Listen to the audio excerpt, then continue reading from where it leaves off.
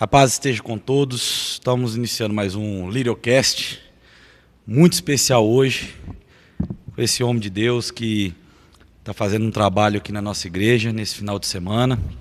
Aproveitando, já peguei ele aqui para falar um pouquinho sobre a vida dele, das suas experiências. Então, gente, já fica ligado, se inscreve no canal, ative o sininho de notificação, compartilha esse podcast, porque esse daqui super abençoado para mim e para a sua vida, tá? E se inscreve no canal. Na descrição, gente, eu vou deixar o Instagram da igreja para você estar seguindo, para estar sabendo dos nossos trabalhos no decorrer da semana, os trabalhos em célula, os cultos de libertação, culto de oração, tudinho tá lá no nosso Instagram. E também vou deixar o Instagram desse homem de Deus, pastor Jefferson, que está aqui conosco, né? Jefferson, você é presente para nós aí. Prazer, queridos. Meu nome é Jefferson de Meireles, eu sou pastor lá na Igreja Batista Lírio dos Vales, lá trabalhando com o pastor Cláudio Gilmar de Lima, nosso presidente lá. Sou psicanalista de formação também, atuando num trabalho chamado Clínica da Alma. Lá nós damos atendimento profissional e ministerial também. Olha para você ver, Clínica da Alma. Isso aí. Pastor Jefferson, Diga. o que você pode falar um pouco do seu trabalho? Eu acompanhei seu trabalho na primeira vez que o senhor veio aqui, né? E é cura pela palavra, não é? Correto? Isso, a gente tem uma experiência vindo aí de uma história de envolvimento na área de cura interior. Eu me formei na base de um ministério chamado Veredas Antigas, da Universidade da Família. Depois, nosso pastor inaugurou um trabalho lá em Belo Horizonte, chamado Clínica da Alma, que trabalhava basicamente com a ministração ao coração. E a gente, durante muitos anos, mais de 10 anos, estivemos juntos ali nas fileiras, trabalhando com ele. E, enquanto isso, eu fui trabalhando, me preparando em outras áreas também, em outras frentes que apareciam, que davam oportunidade para a gente, certo. Como é a IFOL, que é a Escola de Formação de Libertadores, que é da Jucum. Ela é criada e liderada pelo pastor Marcos Cote, né, o Marcos Borges. Ali, juntando toda essa preparação, a gente vai se envolvendo cada vez mais nessa área de cura. E o nosso pastor, lá na Lírio dos Vales, ele teve uma ideia da gente começar a abençoar a própria igreja e também auxiliar outros pastores, amigos da gente, que quisessem trabalhar com cura na sua igreja, mas tivesse assim uma certa limitação para formar equipe, para estar transitando para essa área. E a gente começou, então, a dar suporte para esses pastores. E ele alcunhou esse nome que acabamos adotando, que é Cura pela Palavra. Nós tivemos aqui a primeira vez com esse projeto, abençoando a vida dos irmãos, atendendo uma solicitação do pastor Charles, e foi muito bom, foi muito bom. A gente teve a oportunidade de ministrar vários temas. Agora a gente está fazendo essa segunda edição, nesse final de semana, trabalhando com outros temas complementares aos primeiros que foram ministrados. A gente tem aí pelo menos 3 módulos que a gente poderia, 3 coleções de ministrações que poderiam ser feitas, e a gente sempre disponibiliza para o pastor amigo que nos convida para poder fazer esse trabalho, essa possibilidade de trabalhar com alguns desses temas, para a gente tentar abençoar as pessoas. O senhor treina a liderança também, quando, né, a gente tem, trabalho. Quando a gente tem essa abertura, essa possibilidade na igreja, que o pastor tem uma equipe de voluntários, de gente interessada, que gosta dessa área e quer, de alguma forma, trabalhar com isso, a gente tenta acertar com ele alguma maneira de fazer um treinamento para essa turma. É isso que eu ia te perguntar. Mas parte de um dom, você sente que isso é um dom? Ou qualquer um pode chegar e... eu sou um libertador agora, só treinar? Porque, por exemplo, para você virar um advogado, basta você estudar e você está ali. Um engenheiro também, lógico que tem que ter um time para a coisa. Mas como é algo espiritual... Você acha que chega não, vou estudar, vou ler a palavra, vou lhe buscar, já sou um libertador, ou é um dom, um chamado? A gente percebe que algumas pessoas têm facilidades para determinadas áreas ministeriais, têm chamado, têm vocação.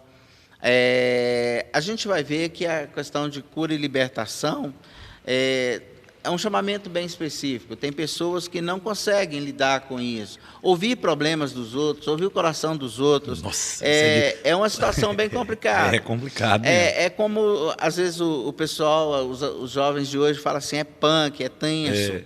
Porque você vai ouvir, em determinados momentos, algumas situações, a pessoa abre o coração e, às vezes, ela está passando algumas coisas que é difícil você ouvir, é difícil não se envolver emocionalmente com a dor, com a dificuldade daquela pessoa. Então, a primeira coisa para poder você estar ministrando nessa área, se envolvendo nessa área, você precisa sentir que essa é uma área que te atrai. Sim. A segunda coisa é uma característica pessoal, você sabe ouvir, você é daquela pessoa que gosta de ouvir, que tem disposição de sentar e ouvir pessoas, porque a maior parte do tempo você vai estar ouvindo as pessoas e ministrando, porque na realidade, uma das minhas mentoras fala uma coisa que eu acho muito interessante, ela diz assim, você, sem o Espírito Santo, só faz barulho. Quem provoca transformação, mudança na vida das pessoas é o Espírito de Deus. Santo. Então, você treina, para no final das contas, você ser só um facilitador daquilo que o Espírito de Deus quer fazer. Verdade. Se bobear, você atrapalha. Põe ansiedade, se você quer aparecer... ansiedade, você quiser dar sua própria opinião, você acaba atrapalhando o que o Espírito de Deus está fazendo. Então, há uma necessidade de uma dependência muito grande do Espírito Santo de Deus o tempo todo nessa área de ministração. E achei interessante, você falou que você tem uma mentora. Uma das pessoas com quem eu me relaciono, me inspiro, que me orienta. Isso que eu ia te perguntar. Por exemplo, uma pessoa que lida nessa área, o senhor recebe muita... Se eu falar besteira, você pode me corrigir. Tá certo. Recebe muita carga, vamos falar assim. Muita energia negativa, vamos usar assim. Porque a pessoa te conta uma coisa, te conta outra, um problema, aquela coisa. Sim. E aquilo você pode acabar até levando para si, igual você falou, que acaba se envolvendo. Sim, você... Certo? A pessoa meio que despeja, né? Ela joga em você. Exato. Aquela... Isso acontece mesmo. Isso. Aí você precisa de ter, né? Alguém também para você... São duas coisas. Existe um princípio natural copiado da ciência, mas na realidade a gente percebe que em muitos casos a ciência que copia a Bíblia, né? A Bíblia. O princípio da psicologia, da psicanálise, da terapia de forma geral, todo terapeuta tem que ter o seu terapeuta. Ele vai recebendo, legal, e uma hora ele precisa desabafar com alguém, falar, descarregar. É o princípio da filtragem do corpo. Você tem o rim, ele filtra tudo, né? Mas tem uma hora que o rim precisa ser limpado. Você precisa, de alguma forma, limpá-lo. Então, beber muita água e outras coisas faz essa limpeza necessária. Você vai ouvindo problemas. Você precisa de fazer sempre duas coisas. A primeira delas, você precisa levar para a cruz de Cristo. Não existe problema que é seu. A pessoa colocou para fora um problema, e isso é problema que ela carregou durante muito tempo, e a palavra de Deus diz que Jesus levou sobre si todas as nossas dores, né? No plural, dos vários tipos, das várias maneiras. A dor emocional, a dor física, Jesus levou na cruz. Então, quando você ouve alguém compartilhar sobre suas dores, necessidades, problemas, dificuldades, traumas, né? Situações devastadoras da sua vida, você, primeira coisa, vai fazer no final daquele tempo ali de ministração, de estar junto, vai levar para a cruz de Cristo. Isso não é seu, isso já não é mais dela, ela deixou ali, então você leva para a cruz. Você todo lixo emocional. Sim. Você deixa para lá, para Deus dar um fim naquilo ali. A segunda coisa é que, às vezes, mentalmente você carrega o peso dessas confissões, dessas falas. Então, você ter alguém com quem você possa compartilhar quando isso começa a se tornar um fardo também. Às vezes a mente está cansada de ouvir tanto. Você ter alguém com quem compartilhar, isso é importante. Sim. Como psicanalista, como terapeuta, eu tenho um terapeuta que é o meu mentor. Certo. Eu me encontro com ele, né, periodicamente, e ali eu tenho a oportunidade de falar, de ser escutado, de ser orientado. Esse meu terapeuta é um pastor também, se chama Delmo de Oliveira. Ele é diretor de um instituto psicanalítico, é professor. Então, é um pastor, é um homem de Deus. E ali a gente tem a opção de conversar sobre isso e a oportunidade dele estar me orientando, tá, de certa forma, me ajudando também a deixar esse peso para lá. E tenho os meus pastores, tenho o meu pastor presidente, que é o nosso discipulador, que é aquela pessoa com quem a gente fala de família, de coração, de dificuldades no ministério. Eu tenho essa mentora, que é na área de cura e libertação, é a pessoa a quem eu recorro, é quem me orienta, é quem me dá instrução, né? Ela é da IFOL, Maria da Conceição Trindade, a Consa, é uma mulher de Deus, é uma líder muito de Deus, e ela faz parte de um ministério da Jocum. E eu tenho amigos que são aqueles que me acompanham, que estão comigo, que a gente tem a oportunidade também de, às vezes, abrir o coração, de ser ali ouvido e ministrado. Eu falo, a gente é sempre um eterno aluno, né? O tempo todo estamos aprendendo, até aprendendo, o final da vida. Até o senhor que é um pastor, psicanalista, né? Aham. Tem pessoas que te Precisamos. acompanham. Precisamos. Olha pra você. E a gente acha, tem pessoa que acha que está sozinha, não, eu vou sozinha, eu já cheguei no nível já que eu tenho que chegar e acha que não precisa dos outros, e a gente sempre precisa um do outro. Quanto maior o fardo, quanto maior a bagagem, quanto maior aquele volume de coisas que você vai levando na vida, mas você precisa de apoio. Você pega exemplo simples, como uma banda. Você é voz e violão, você carrega seu violão. A partir do momento que você já tem ali um trio ou um quarteto, são mais instrumentos, vai precisar de mais sonorização, caixa, alguma coisa, vocês Verdade. vão ter que carregar, o seu violão é mais um peso. Não faz nada Daí, sozinho. não dá para carregar o instrumento de todo mundo, você fala, não, vou levar tudo enquanto vocês lá, não dá. A gente vai dividindo. E tudo que é dividido se torna menos fardo, menos pesado, fica mais leve de levar. Verdade. É igual casamento, né? Se um quer carregar sozinho todas as dificuldades, ele fatalmente vai afundar. O casamento é justamente quando você divide com a sua esposa, com o seu Verdade. cônjuge, o fardo. Aquela cobrança, as contas, as preocupações do relacionamento, da manutenção da casa, da família. E esse compartilhar torna isso mais leve. As pessoas buscam cura interior, buscam terapia. Para quê? Para dividir o seu fardo. Então, a gente percebe que quanto mais você acumula, mais você precisa dividir. A gente não pode se tornar uma lagoa, né? Não pode ir represando entendimento, conhecimento e experiência de Deus sem dividir isso com alguém. Pastor, legado, né? É interessante porque, sim, você é pastor e psicanalista. Por muito tempo parece que é duas coisas que andou muito longe uma da outra. Isso é verdade. Parece que é um conhecimento humano e o conhecimento bíblico. Né, os dois não vão andar junto. Uhum. E por muito tempo, até muitos cristãos, até hoje, né? Não, tratar com psicanalista, tratar com psicólogo não é coisa de cristão. Né? Gosta de espiritualizar a coisa. Como que você lidou com isso? Se você já teve algum embate com isso, alguma dificuldade, algum problema? Bom, vamos lá, hora de abrir o coração, né? Eu creio que a maioria das pessoas já tiveram alguma dificuldade. Você vai encontrar alguns psicoterapeutas aí, de forma geral, que têm muita dificuldade de lidar com a religião, porque acha que todo tipo de fé, de religiosidade, ela é castradora. Então, existe uma discussão bem antiga no meio terapêutico. É possível um psicólogo, um terapeuta ter uma religião, né?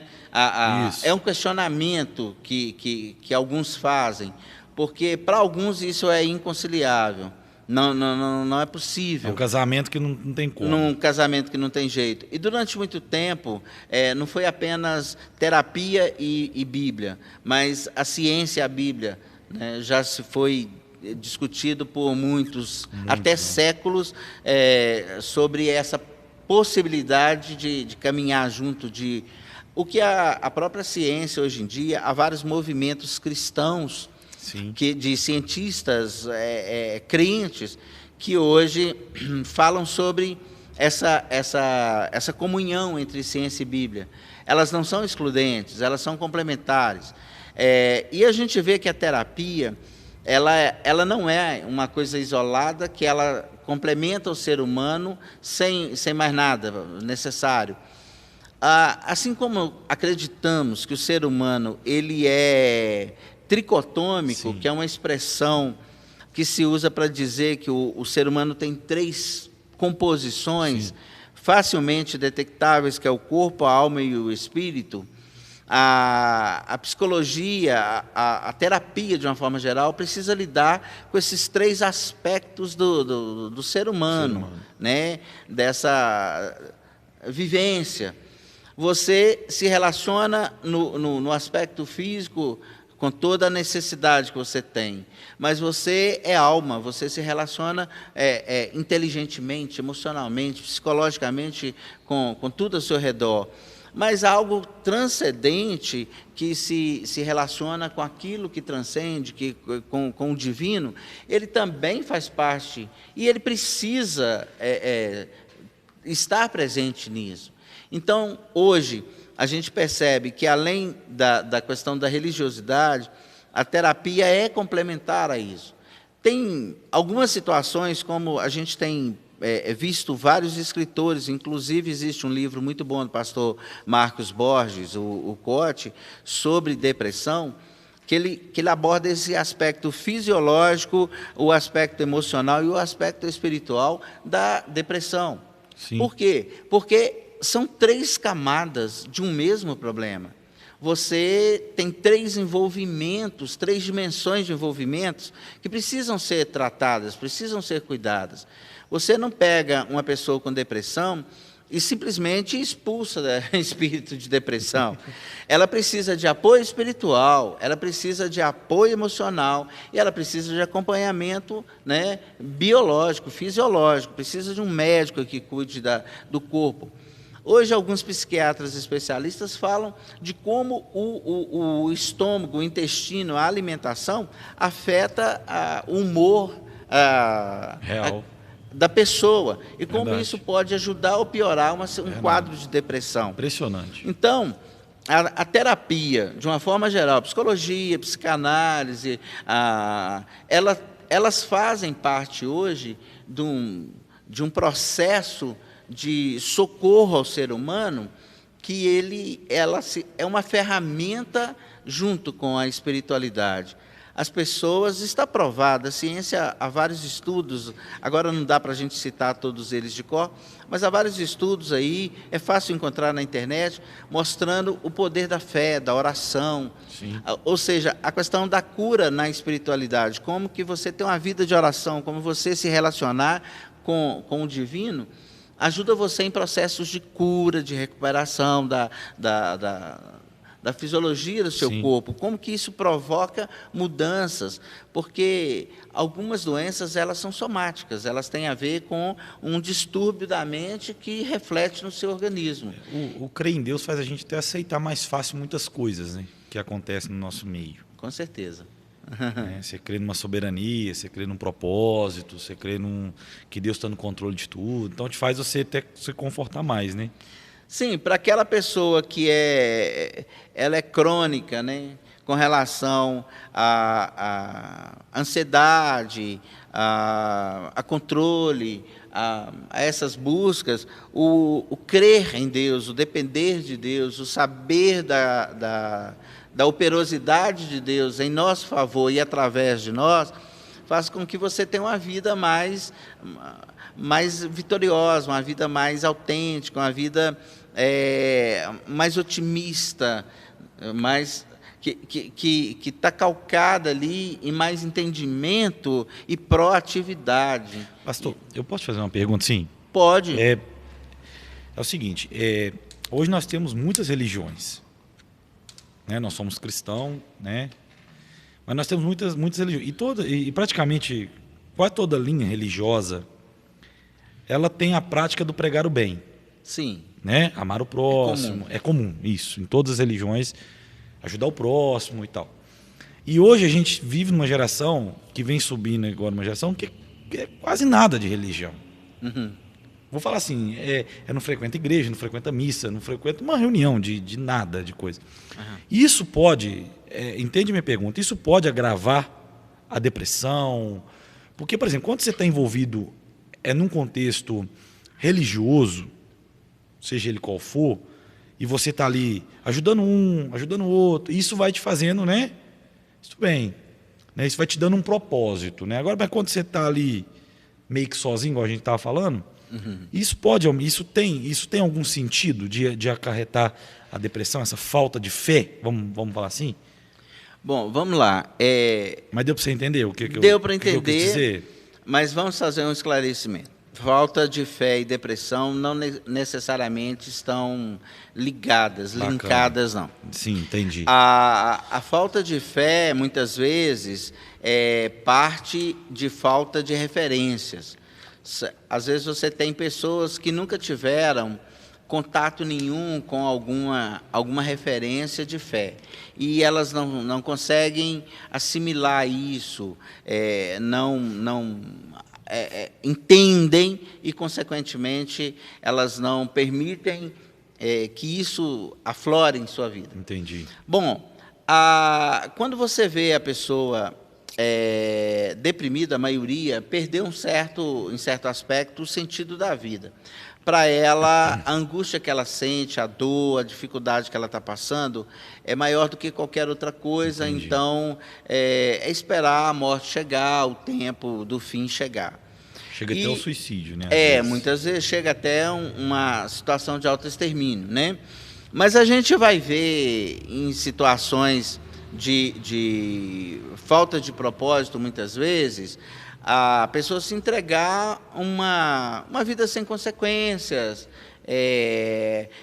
assim, sem limite para absolutamente nada. E as pessoas vão aos poucos ali se envenenando, né? Se envenenando com quase tudo, com alimentação, com excesso de adrenalina, ou uma paradeira, uma pasmaceira completa. Elas fogem da realidade para um mundo virtual e só vive ali, não tem mais nada. Verdade. Algumas, bem lembrado, que nós vivemos hoje. Algumas vai para os extremos, né? Comem excessivamente, sem qualidade, sem controle, e começam a ficar obesas, cheias de problemas de saúde, enquanto outros vão para o contrário. Para que alimentar? Para que é o mínimo necessário para viver. E vai fazendo esse tipo de situação, de vivência sem propósito. A vida sem propósito, ela acaba se tornando um grande vazio existencial.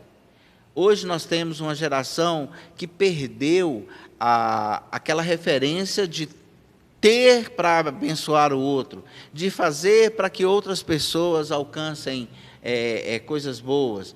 Então, é uma vida voltada para si mesmas, né? Seu próprio prazer, sua própria realização, sua própria alegria, e os outros são irrelevantes. Então, numa situação como essa, fatalmente vai chegar um momento em que nada mais tem graça, tem sentido. Lutar para quê? Batalhar para quê? Crescer para quê? Avançar, entender. É excesso de informação desnecessário. Tem muita gente que tem muita informação e nada disso é útil, nada disso é utilizado, nada disso ele faz valer a pena.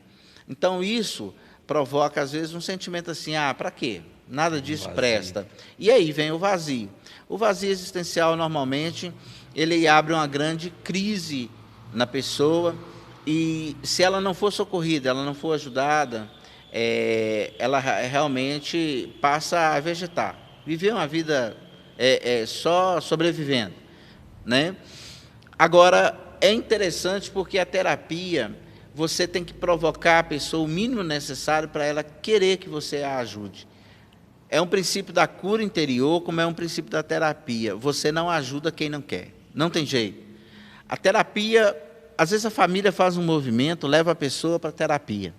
Chega lá, a pessoa passa 50 minutos de uma sessão sem falar nada. Você está recebendo, você está ali com a pessoa diante de você. A expectativa da família é que você seja alguém que toque a vida dessa pessoa de alguma forma, provoque uma reação e uma consequente mudança ao longo do tempo de tratamento. Mas a pessoa não esboça nenhuma reação, ela não fala, ela não abre a boca, ela não se expõe. Então ela está ali porque obrigaram. Sim. Então, nesse momento, você se torna inútil ali. A maioria dos terapeutas éticos vão recusar continuar esse tratamento, porque ele vai receber sem fazer absolutamente nada e a pessoa vai perder tempo indo ali. Agora, quando você consegue provocar aquele paciente de uma forma mínima, que ele tem algum tipo de reação, e ele topa continuar isso, aí há uma grande esperança. No processo de cura interior, você ensina, você traz o ensino. Aquilo que a palavra fala sobre dores, mazelas, devastação, traumas, né? Aquilo que está relacionado com a vivência humana e seus altos e baixos. E a pessoa reage. Quem não reage sai de um auditório, de uma ministração, de uma conferência, completamente sem mudar nada. Aquele que tem um mínimo de mudança, essa pessoa tem uma esperança de que alguma coisa comece a ser transformada na vida dele, ele seja liberto desse cárcere, às vezes emocional, mental, e ele encontre, então, um processo de cura. Esse é o princípio. Sem essa reação, sem esse esboço, não se chega lá. Legal. Você falou uma coisa muito interessante, que hoje a internet, o pessoal busca muito refúgio na internet e tal. Você acha que as redes sociais hoje, por exemplo, hoje você tem a rede social mais vista, é o TikTok, mas uma que a gente tem mais assim é o Instagram. Certo. E o Instagram, todo mundo mostra só coisa boa. É família viajando, todo mundo indo para a praia. Só o lado bom. Só o lado bom. só o lado bom. E quando você está passando ali, tá ali todo mundo na vida ali, o cara compra um carro novo, tal, não sei o quê, e você olha para sua vida e fala, meu Deus do céu, não estou fazendo nada, né? Então, você acha que isso agravou muito essa depressão das pessoas, essa ansiedade das pessoas? Porque ali você está vendo a vida do outro. Então você vai para uma autocomparação. Porque é acreditado, a grama do vizinho sempre vai ser mais verde que a sua. Né? Então você está ali olhando o Instagram, o cara está fazendo, está acontecendo, e eu estou.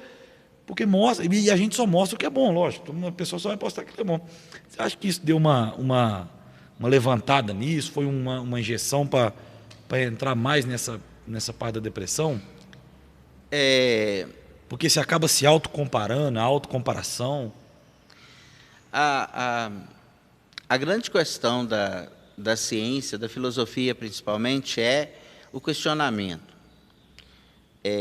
Algumas coisas elas se estabelecem e elas são vistas, vão se tornando padrão, até que alguém questiona aquele padrão, fala, por que é assim? Isso é o certo? Isso está acontecendo? Entendi.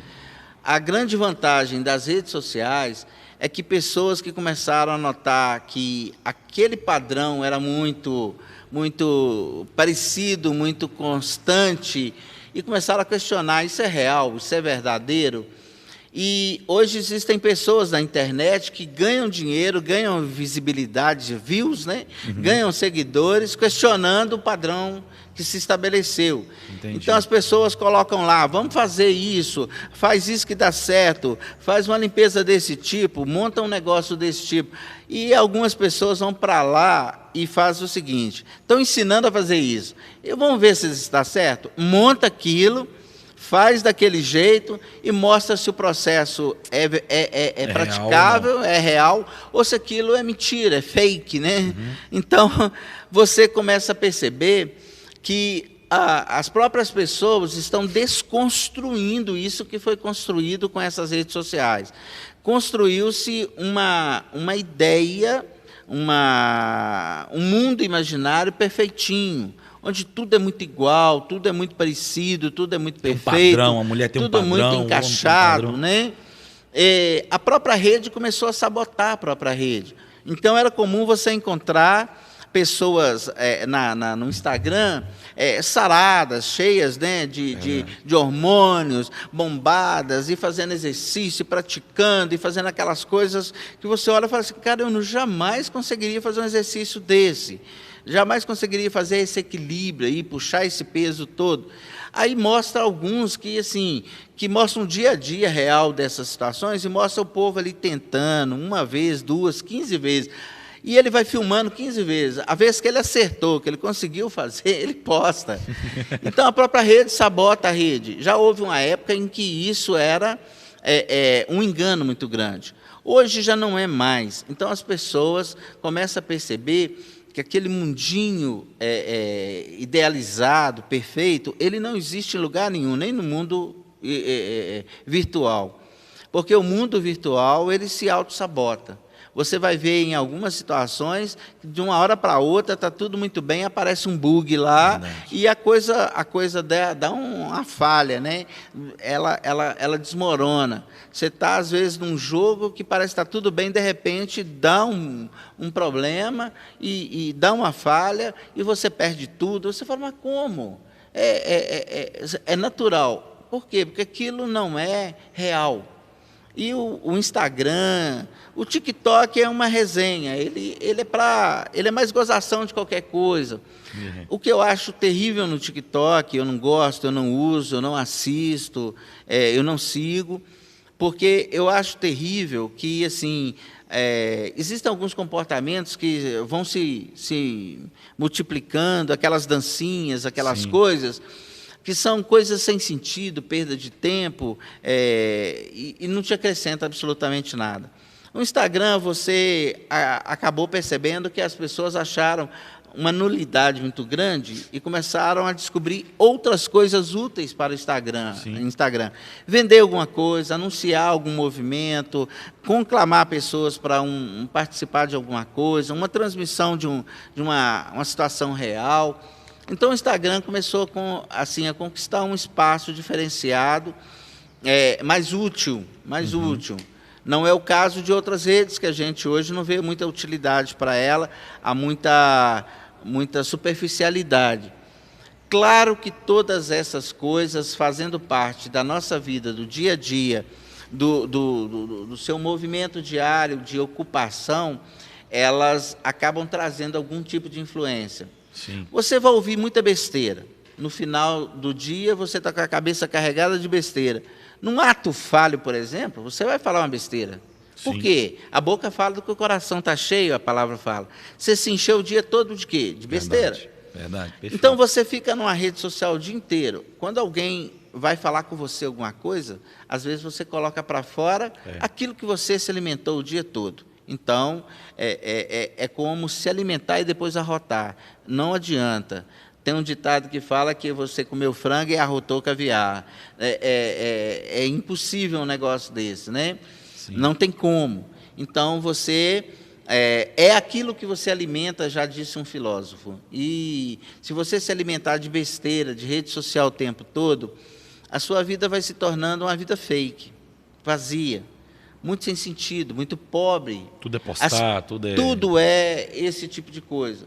E aí as suas relações sociais, familiares, começam a ser tudo algo muito superficial. E vai chegar uma hora que você vai perceber que você não tem intensidade, você não tem qualidade de vida, você não tem uma cabeça já boa, conversar com você já não está valendo a pena. Eu brincava com algumas pessoas... quando a gente estava assim, a fim de dar uma avacalhada no outro, de pegar no pé e fazer alguma brincadeira para poder incomodar, né? A gente falava assim, rapaz, eu depois de meia hora conversando com você, eu saí com a sensação de cabeça vazia. Não É acrescentou nada. terrível. Você conversar com alguém, depois de um tempo, você vai dando uns 10 minutos, 15 minutos, você começa a olhar para a pessoa e fala assim, o que eu estou fazendo aqui? Né? Até onde a gente vai chegar com essa conversa? Lugar nenhum, é superficial. É aquela coisa da superfície do espelho. Você olha, parece muito profundo. Quando você encosta a mão, você vê que é só uma superfície, não tem mais nada dali para trás, senão aquela espessurazinha do espelho. A consistência está aqui, do lado que é real, a profundidade está aqui, do lado que é real, que é gente tocando gente, gente convivendo com gente. Se a gente começar a aceitar a fuga para esse aspecto virtual do mundo, da vida, a gente se isola num mundo de superficialidade, de falta de sentido, e a gente perde tempo na vida. Perde a identidade, né? Acaba perdendo a identidade. A maioria se esconde atrás de um avatar, de um nickname, e com o tempo ele se torna um personagem de si mesmo. Sim. Né? E já não tem mais uma identidade própria, e às vezes se confunde. Ele passa a viver nessa realidade como se um personagem fosse. Infelizmente, você pode chegar num nível aí até de um problema psicológico, né? Assimilar isso e passar a viver uma vida que não é sua, um personagem em vez de viver a realidade. É uma distorção, é um perigo. E hoje a gente vê que a igreja, eu vejo assim, por muito tempo era só tipo pregação, a pessoa vinha no culto, recebia a pregação e ia embora. Hoje não, hoje a igreja tem uma consciência, tem um ensino, né? A gente tem vários livros hoje sobre a vida, teologia, né? Explicando a Bíblia. Você, assim, na sua consciência, você acha que todo pastor hoje que comanda uma igreja deveria saber um pouco de psicologia humana, psicanálise? Porque lida com pessoas. A igreja lida com pessoas. A igreja ela não é feita por 4 paredes, ela é feita por pessoas. Mas você vê essa forma, se um pastor hoje, é bom ele ter esse conhecimento também? A vida cristã, ela é vivida em 2 planos, né? Ela é vivida no plano individual, onde você, indivíduo, caminha, trabalha, se relaciona no ambiente de trabalho, de ensino, na rua, no comércio, na sua área de consumo, de prestação de serviço. Mas ela é uma vida comunitária. Sim. É como a própria oração, que você tem um tempo no secreto e tem um tempo na coletividade. Então, a gente começa a perceber que você transita entre o conjunto e a unidade, o indivíduo e o coletivo.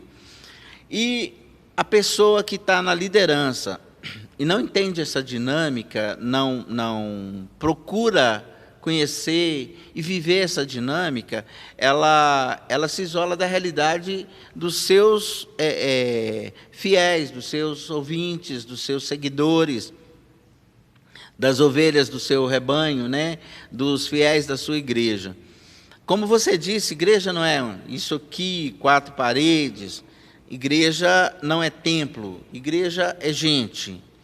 Gente reunida precisa de espaço para se reunir. Quando tem um abrigo, é o melhor.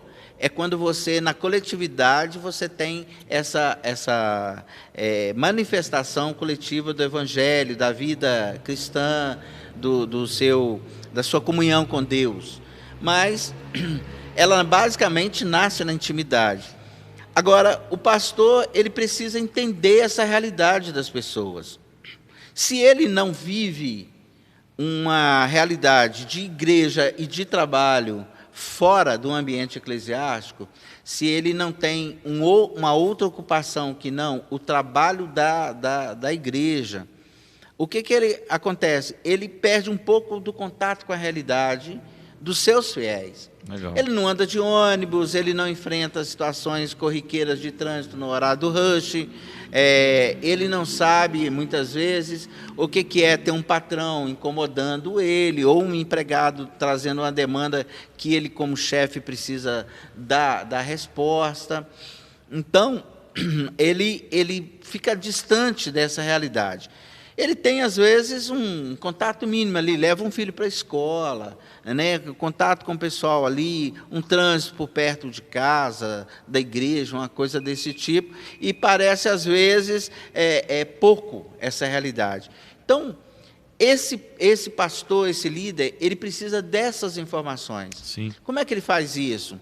Ele ouve essas pessoas, ele tem contato com essas pessoas num gabinete, num atendimento, num acompanhamento, num discipulado, e ele precisa de outras informações que não virão dessa fonte. Ele precisa ler. Eu acho interessante que o pastor Josué Gonçalves, um grande líder, né, na nossa nação, no meio evangélico, uma referência, ele fala que um pastor, um líder, que não lê, ele está cavando uma ruptura com a realidade, ele está fadado ao declínio, ao fracasso ministerial. O pastor não precisa apenas ler a Bíblia, porque essa é uma demanda essencialmente necessária para o pastor, para o líder. Qualquer um também, cristão. Qualquer cristão. Mas ele precisa também ler bons livros, ser atual, ter informações, ler um bom jornal, pesquisar, ter um aplicativo de notícias bons. Ele precisa entender a realidade que ele e o seu povo está inserido. E ele precisa entender o que está acontecendo no mundo, o que estão pensando as pessoas, as influências que os seus liderados estão passando. Tem um pastor de jovens, bem conhecido na nossa nação, que ele falou que ele tem lá, mais ou menos, metade das pessoas que ele segue são pessoas bastante controversas da mídia social. Sim. Aí perguntaram para ele, por que você faz isso? Ele falou assim, porque tem discípulos, tem ovelhas, tem, né, seguidores nossos, que também estão ouvindo essas pessoas. E eu preciso saber o que essas pessoas estão falando, para que eu saiba contestar, para que eu saiba dar resposta bíblica para essas questões que são levantadas. Porque se você, como líder, se isola desse mundo, das pessoas, desse ambiente, você não tem resposta para ele. As pessoas trazem demandas que você, às vezes, não tem a mínima noção do que é que se trata. Com certeza. Ainda mais hoje, o conhecimento está aí na palma da mão. Então, hoje, um pastor que se isola de rede social, por exemplo, que é uma coisa que você tem que ter muita sabedoria, porque senão toma muito tempo. Verdade. Você pode se perder nesses meandros, né, da vida virtual. Você se isola dela, você não tem resposta, você não sabe o que está acontecendo, porque a maioria dos jovens hoje tem uma atividade intensa no virtual. Hoje você até compras, a maior parte das compras que são feitas hoje são feitas virtualmente. Sim. Então você precisa se inteirar, estar atento a isso e também saber transitar na realidade, no concreto, no dia a dia. Você precisa, pelo menos de vez em quando, quebrar a sua rotina, quebrar o seu casulo e sair dessa bolha.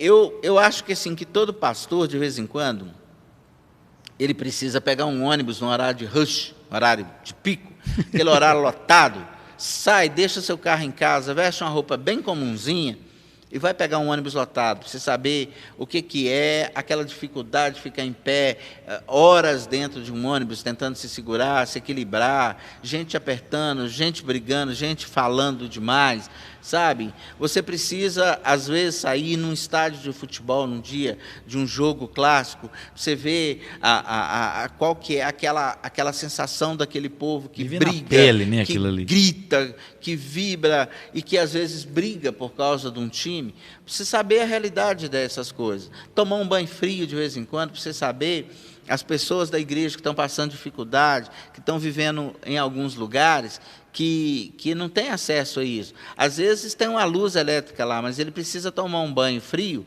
porque a energia dele está ficando cara e ele não vai ter dinheiro para pagar. Então, de vez em quando, você precisa se sacrificar em alguns aspectos, cortar um pouco das suas possibilidades, mordomias, do seu conforto, para você entender a realidade do seu povo, das pessoas.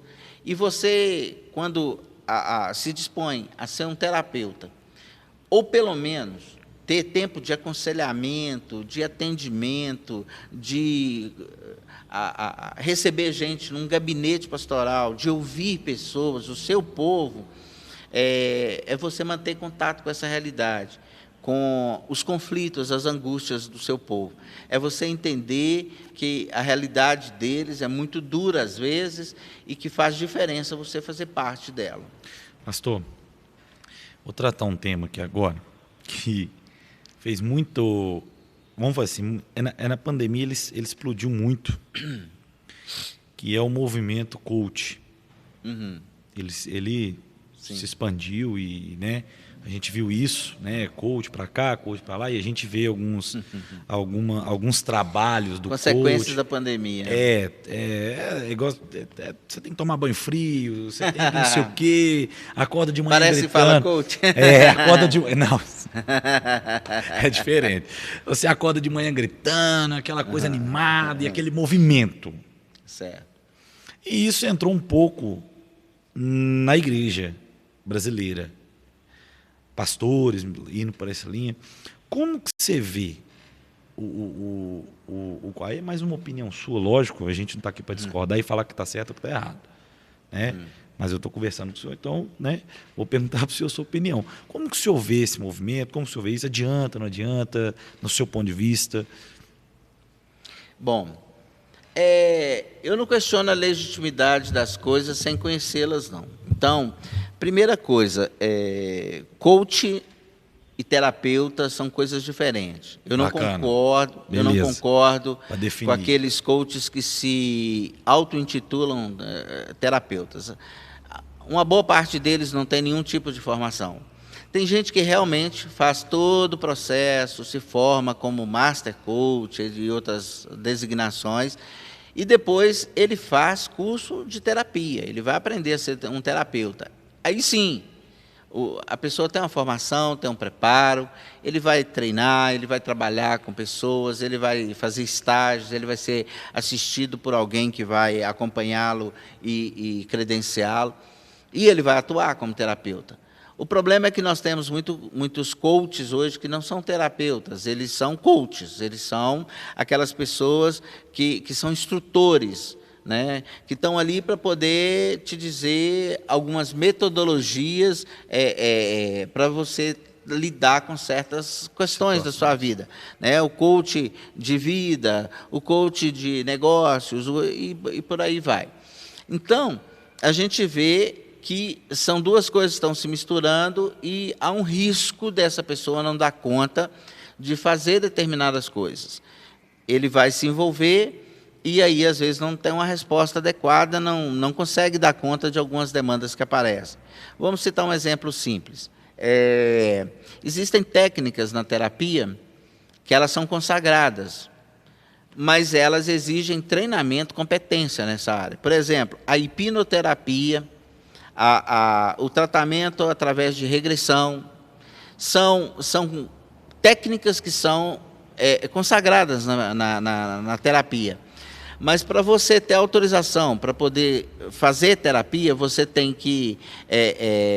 hipnoterapia, você tem que fazer o curso de hipnoterapia clínica, você tem que ser testado e você tem que ser credenciado para fazer isso. Legal, não é qualquer um que... Não. Você pode, num processo clínico de hipnoterapia, você pode levar a pessoa num estado hipnoterápico a acessar coisas com as quais nem ela nem você muitas vezes está capacitada a lidar.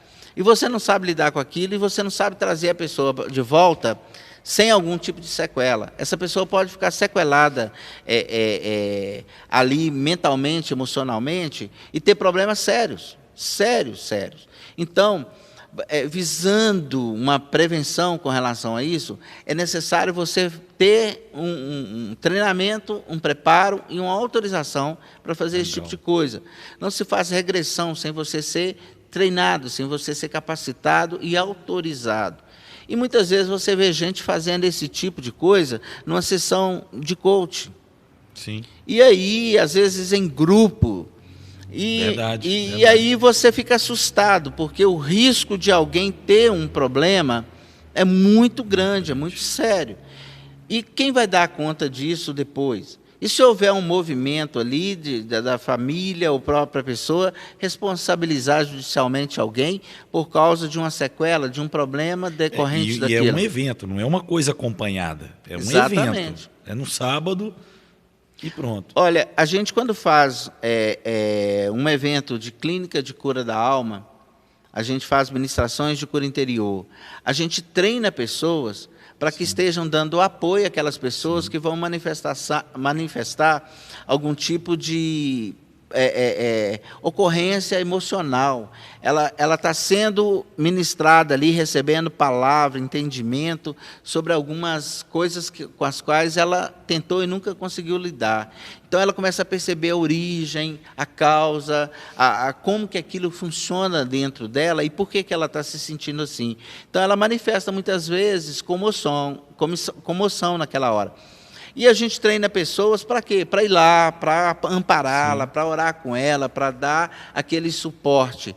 É algo que está acontecendo no ambiente espiritual. Você não está entrando em situações de regressão, nada desse tipo de coisa, mas você prepara apoio para aquela pessoa para que o mínimo de desconforto aconteça, ela tenha um amparo mínimo para não acontecer algum problema. Agora, imagina num processo terapêutico em que a pessoa entra na hipnoterapia, numa regressão, por exemplo, que o processo é muito profundo. Ela precisa de suporte. E muitas vezes, de forma assim, leviana, fazem isso e correndo o risco de trazer mais problema para aquela pessoa do que uma solução. Agora, nós sabemos que, como isso dá algum tipo de resultado bastante positivo, isso acabou sendo levado para a igreja.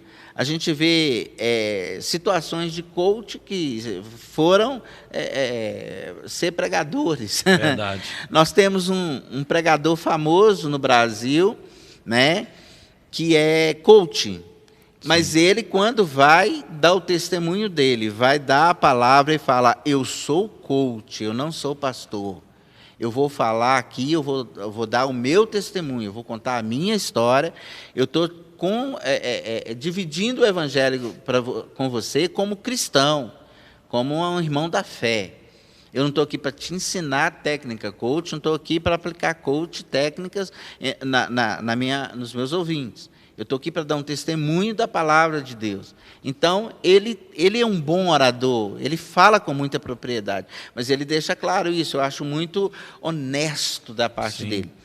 Agora, a gente sabe que muitos pastores fizeram curso de coach e começaram a usar aquilo que aprenderam, aqueles princípios, na igreja, às vezes até na pregação. Quando você tem um mínimo conhecimento disso, às vezes você está ouvindo um desses pastores e você percebe a técnica que ele está falando dela. Né? É incrível, porque às vezes você vê pastor usar técnicas de hipnoterapia coletiva sobre o auditório dele. E isso é devastador, porque são duas coisas que não deveriam comungar. Você manipular pessoas ao mesmo tempo que você está num púlpito. O púlpito é para falar a verdade, é para trazer a liberdade da palavra de Deus. Não é para você trabalhar com um estado de semiconsciência das pessoas, de indução coletiva para algum propósito. Isso se faz lá numa área de entretenimento ou então, né, quando você está muito mal intencionado. Não é o ambiente da igreja. Então, essa invasão, ela precisa ser rechaçada. Esse tipo de coisa precisa ser tirado, porque não é de hoje. Se você estudar a história da igreja, você vai ver que o pensamento positivo, o tal do positivismo, essa teologia positivista, ela é antiga. ela já infiltrou pela igreja e tem resquícios dela até hoje aí, né? Então, de tempos em tempos, na história da igreja, aparece alguma teologia canhestra ali, né, estranha, meio herética. Você é o centro do amor de Deus, né? Você... e aí vai. Deus te ama, tudo tem que dar certo. Esse positivismo, ele não é de hoje. Então, essa técnica coach de afirmar, reafirmar, isso, você pode, você dá conta, ela é um evangelho distorcido porque ela tira a cruz do centro da vida das pessoas. Isso aí. Eu gosto muito de carregar a nossa própria cruz. Eu gosto muito da expressão de um pastor que eu admiro. Ele diz o seguinte: você pode ser a melhor versão de si mesmo, mas a melhor versão de si mesmo ainda precisa de uma cruz. Glória a Deus. Não tem jeito. Tem jeito mesmo não. Pessoal, nosso tempo acabou, infelizmente, mas é um prazer conversar com esse homem de Deus. Muito obrigado. Tá? Vou deixar as redes sociais dele lá na descrição do vídeo. Segue ele lá nas redes sociais, segue o trabalho dele. Tá? As pregações que ele ministrou aqui na igreja vai estar no canal, tá? Então fique atento para as notificações, as ministrações que ele fez aqui. Pastor Jefferson, muito obrigado. Viu? Obrigado mesmo. Não seja por Deus isso. Deus continue te abençoando muito. Recebo. Tá? Gente, é um homem que... Aqui vocês ficaram uma hora vendo ele. Quem convive, irmão, é um amor de pessoa. Ó. É um amor. É de uma carisma. Você escuta ele uma hora sem querer sair. Então eu te agradeço muito, tá? Por você ter aceitado. Olha, gente, eu vou dizer um negócio para vocês, para a gente encerrar. Eu só sou assim hoje porque Jesus tem muita misericórdia. Quem já conviveu comigo sabe que não sempre foi e que Deus mudou muito, que Deus transformou. E o que é isso? É o Evangelho. Sem o Evangelho, a gente não é absolutamente nada. Sem a cruz de Cristo, nada faz sentido. Sem a transformação, novo nascimento, sem Deus na nossa vida, nada disso é possível. A gente seria apenas fazedores de barulho. A gente pode falar muito, mas se o Espírito de Deus não estiver agindo, é só barulho, entendeu? Então, o centro disso tudo é Cristo, é a cruz de Cristo, é a salvação de Cristo, é a cura da nossa alma em Cristo. Pastor, indica um livro aí para o pessoal tá adquirindo e lendo. Pessoal, indicação de livro é um negócio tão complicado, porque Você falou mais cedo hoje que eu até anotei. Eu tenho os meus preferidos em cada área, né? Depende do assunto, depende. Hoje tem um livro que eu gosto demais da conta, eu indico com frequência. É um livro sobre paternidade, chama Paternidade Bem Resolvida, do pastor Fabiano. É um escritor brasileiro, um cara que fala disso com muita propriedade. O pastor Marcos Borges, o Cote, ele tem livros excelentes. O pastor Luciano Subirá tem um livro que eu sou apaixonado com ele. Ele fala sobre o agir invisível de Deus. Se você ler esse livro, você vai ler o resto que ele tem. Tem tantos escritores bons, tantos livros. Agora, se você é uma pessoa que está começando a fé agora, não tem muito ainda entendimento da palavra de Deus, está começando a sua caminhada com Cristo, eu te indico ler um livro de um escritor americano, chama Rick Warren, chama Uma Vida com Propósito. Para toda pessoa que está iniciando, esse é o livro, assim, para mim, preferido muito depois da Bíblia. Eu acho que esse é um livro que serve de instrução para qualquer pessoa que quer iniciar uma vida cristã bem estruturada, caminhando na verdade e aprendendo de uma maneira correta. Ótimo livro mesmo. Fica aí as dicas. Amém, irmãos? Então, que Deus abençoe, você seja abençoado com esse podcast aqui, a Liriocast. Segue lá o canal da igreja, dá seu like, dá o joinha, viu? Nos incentiva aí e que você possa ser abençoado com a mensagem desse grande homem de Deus. Amém, meu pastor? Amém, meu querido. Deus abençoe.